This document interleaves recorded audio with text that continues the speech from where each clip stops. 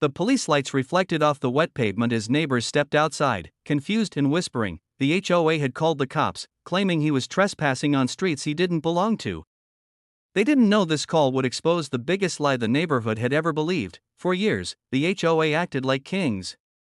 They fined residents, blocked access, and controlled every inch of the community. When he moved in, he stayed quiet. He paid attention. He read documents no one else bothered to read. And when the HOA president accused him of not being a member, he didn't argue. He smiled calmly as the police cruiser pulled closer. The officer asked for ID. The HOA president loudly insisted he had no rights there. Residents gathered, phones raised, expecting him to be escorted away. Instead, he reached into his jacket and handed over a folded packet of papers, old but perfectly preserved. The officer frowned, reading slowly. The air changed.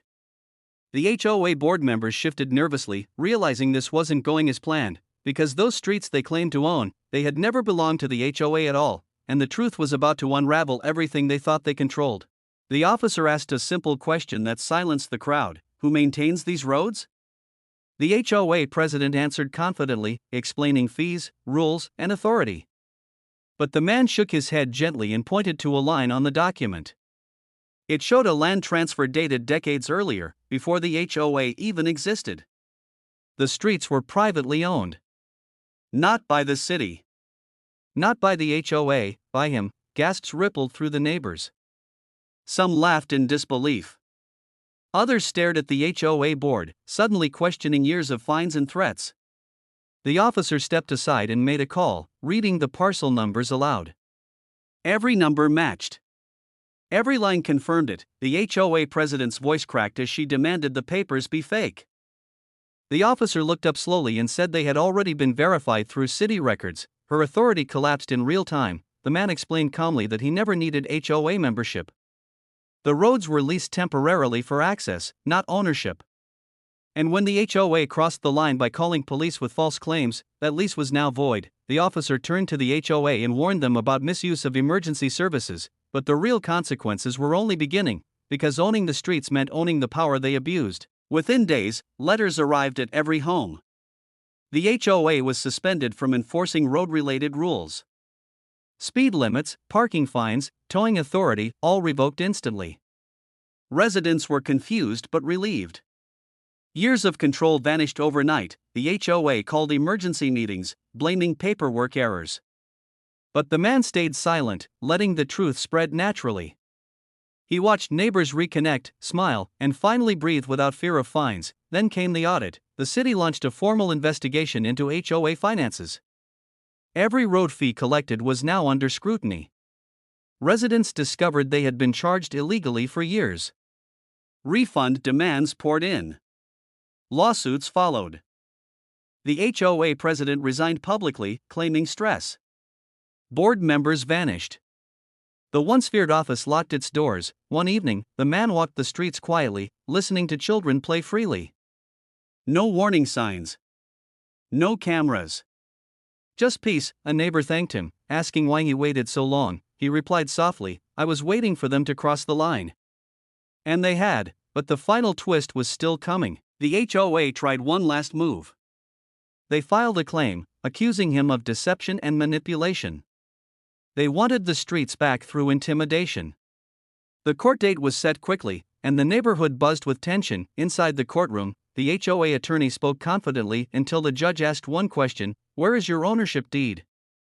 Silence. The man's lawyer stood and presented the original land grant, city approvals, and lease agreements.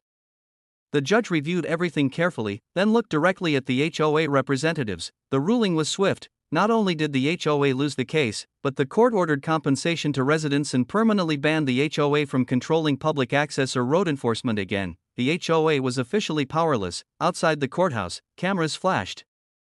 The story spread fast.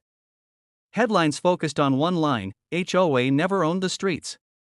And the neighborhood finally understood who had protected them all along. Refund checks arrived within weeks. Some residents cried opening them.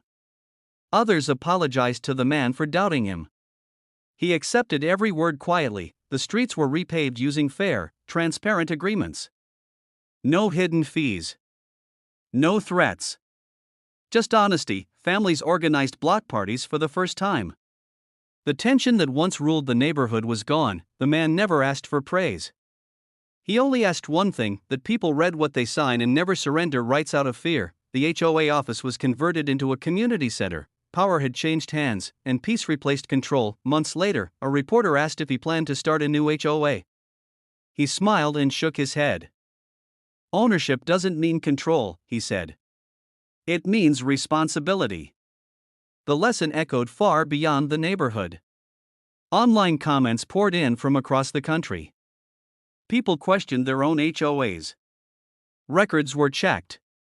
Authority was challenged. One quiet decision had started a national conversation, and it all began with a single police call meant to scare him away. Standing at the edge of the street he owned, the man reflected on how power works. Not through shouting. Not through fear. But through truth, patience, and preparation. The HOA never expected resistance. They never expected someone to read the fine print, but one person did, and because of that, an entire neighborhood was free. And that was the final twist in this unbelievable HOA story. If you love the drama, don't forget to like, subscribe, and drop a comment sharing your thoughts. It really helps this channel grow.